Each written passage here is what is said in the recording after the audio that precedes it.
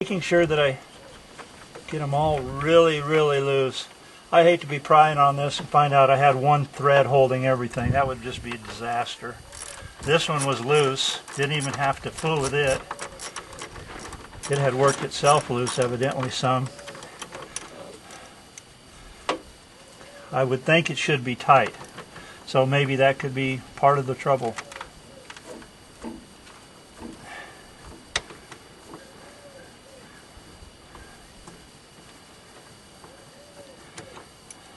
I might be a little bit ahead of myself on these bolts because I am going to have to take both these positive terminals loose away from this box, I believe.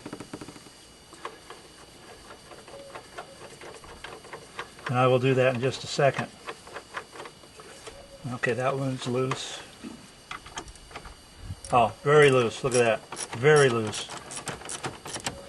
63,000. You know, maybe this is it. I don't know. There's my fuse puller right there. Okay, very good. It did come with it.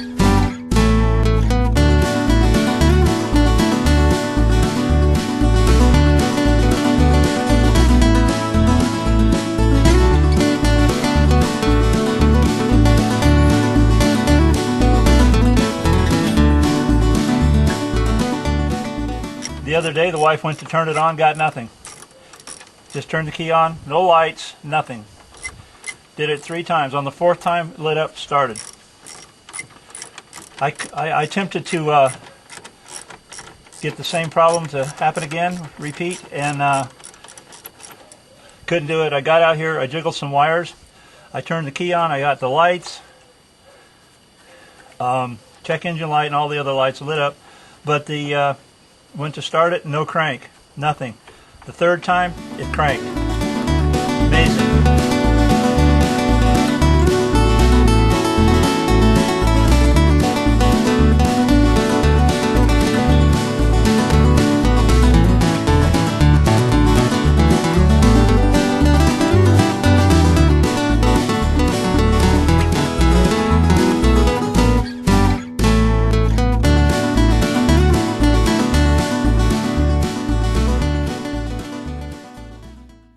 It looks to me now all I really have to do is there's 4 tabs. There's like one right here,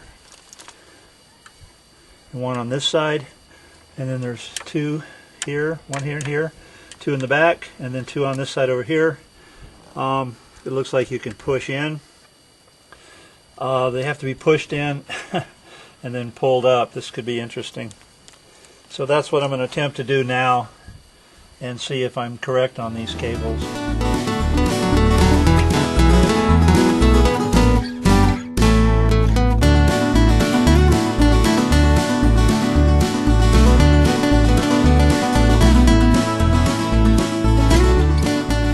Incorrect. These little tabs here, I'm not able to push them in, but there are tabs on the side here. See if I can get the camera and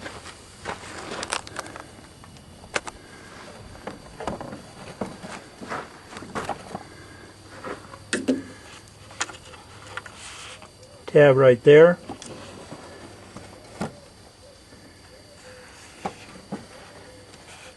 Tab right there. There's one in the back.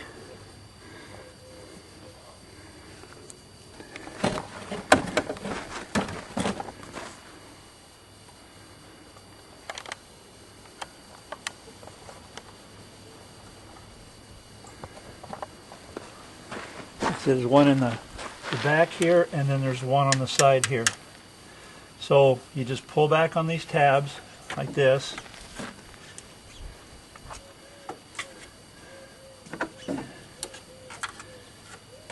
If you have a little offset screwdriver, it helps. And then the one back here.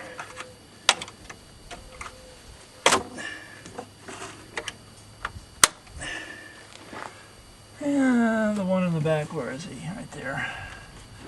A difficult one to get to.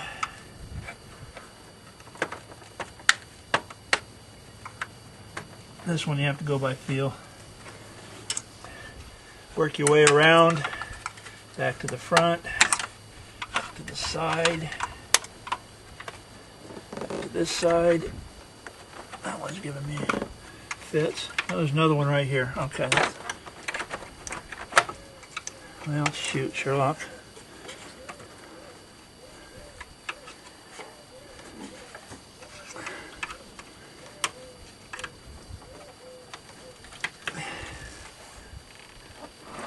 Okay, looks as though I am going to have to take these loose.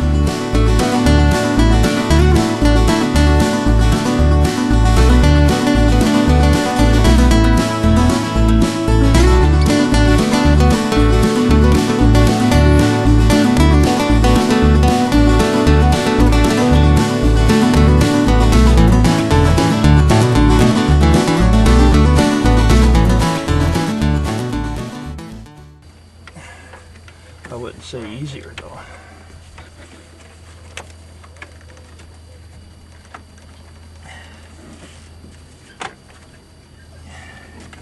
Working my way around.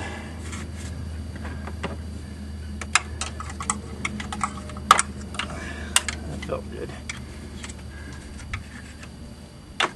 Okay. And now this one maybe? Okay. Now we're back to the back one. A very difficult one to get to back here.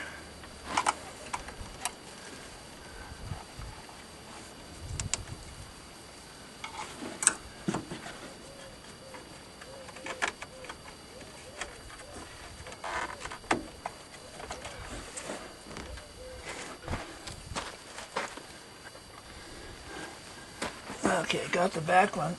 There. All right.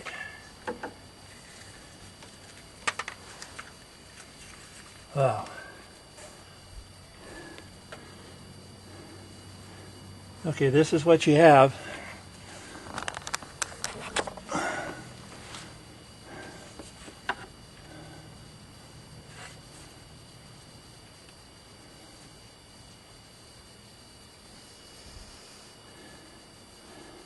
I'm looking at these connections and I don't see any serious burning or pitting or any shorting at all. They you can see where they have been making contact though. So maybe that's a good sign.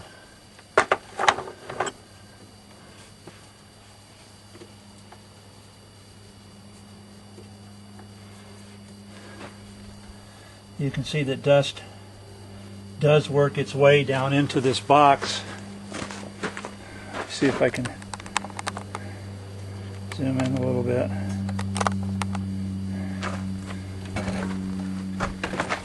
Zoom out a little.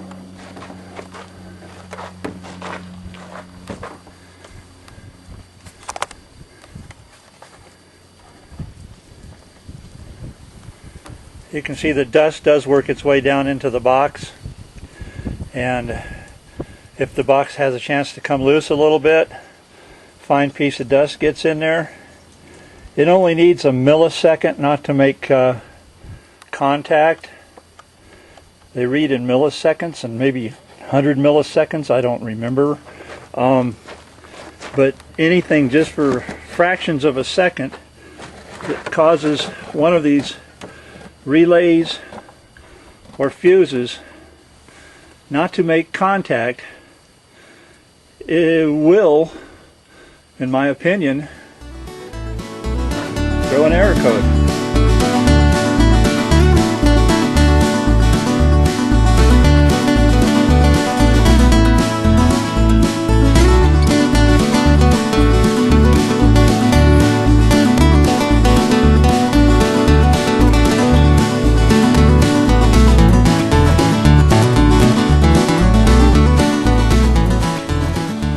Okay, here are a few terminals that I've cleaned with some rubbing alcohol.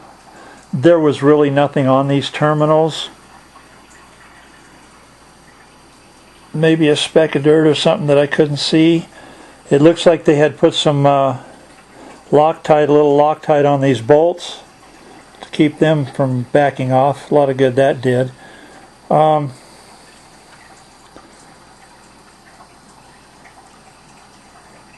Like I said, these all look the same. They look pretty good. I couldn't see anything that was worn. or shorted or arcing or anything. This is really difficult to do this right now, but what I'm going to do is putting some some dielectric grease on each of these terminals. This is a slow process, of course.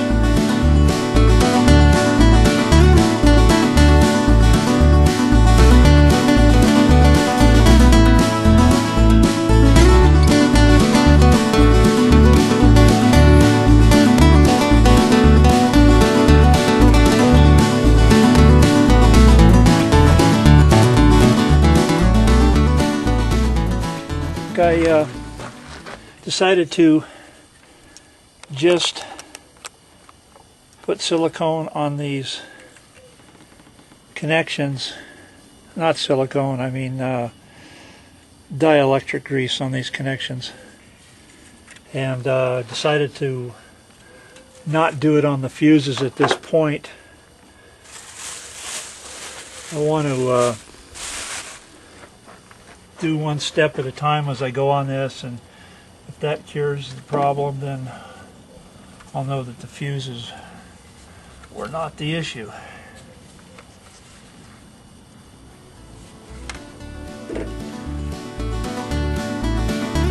Okay, attempting to put it back together now.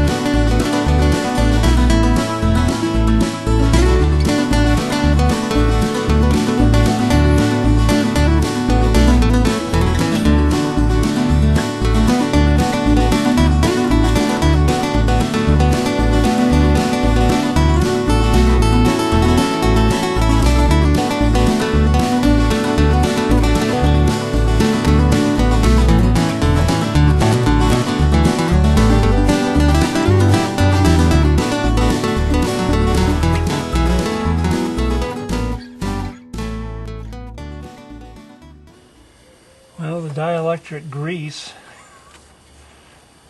made it slipperier, which seems to have made it just slide right in. The connections are all connected.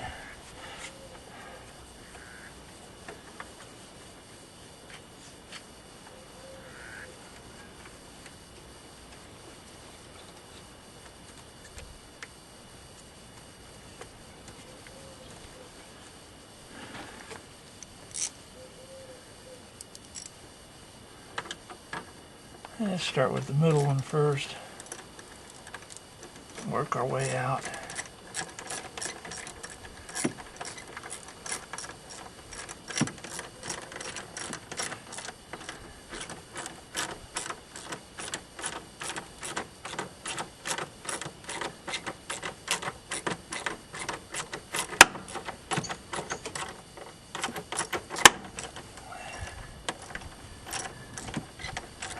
That snapping you hear is this cover making a noise as it tightens down.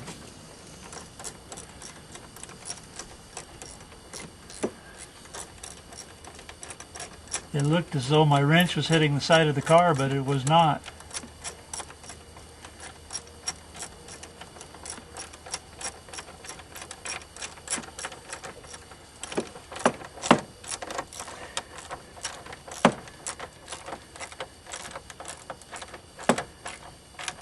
Put that one down a little ways and come back over here.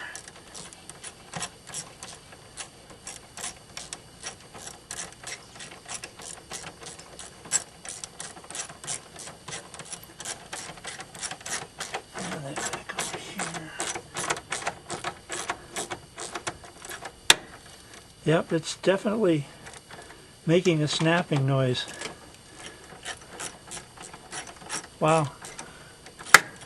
There it goes again.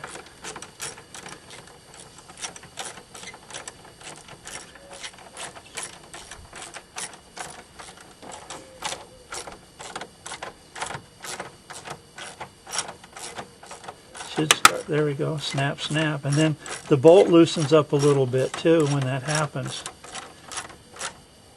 Okay, and then it gets tight.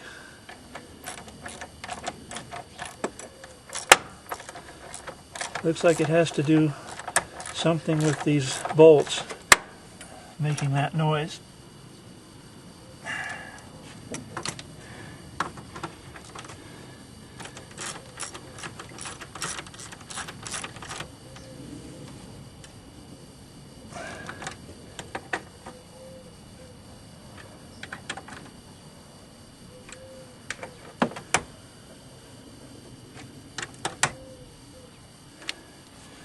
Well, I tell you, that's probably tighter than they were when I took it loose.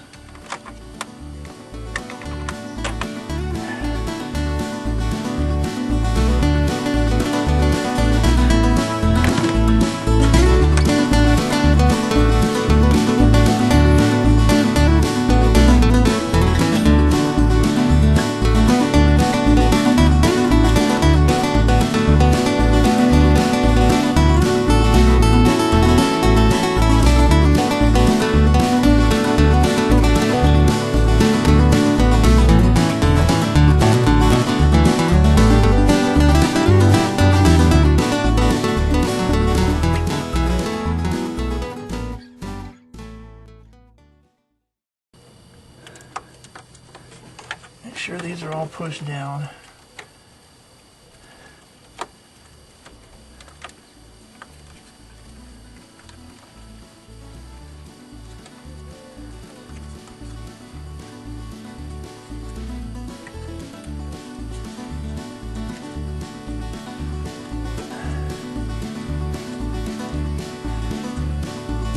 And they are now.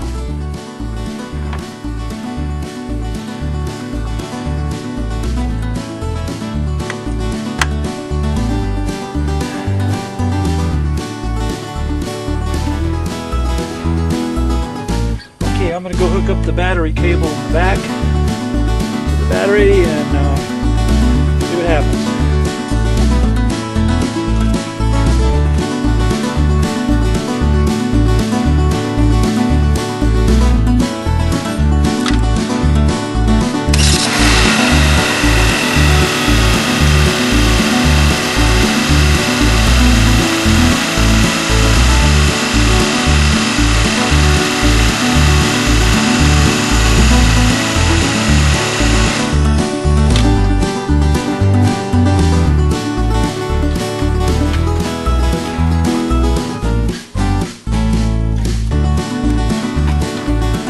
Needless to say, she runs. There's no error lights on. The only lights showing are the gauge jar and tail jar lights because I have the rear hatch open and the door open. So that would be normal. Put these covers back on.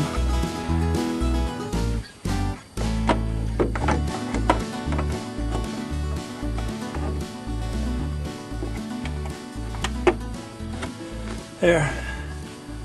Okay, well, time will tell. I'm gonna have to drive it a bit and see if any weird stuff starts happening again. And so this is Steve from Arizona saying bye for now.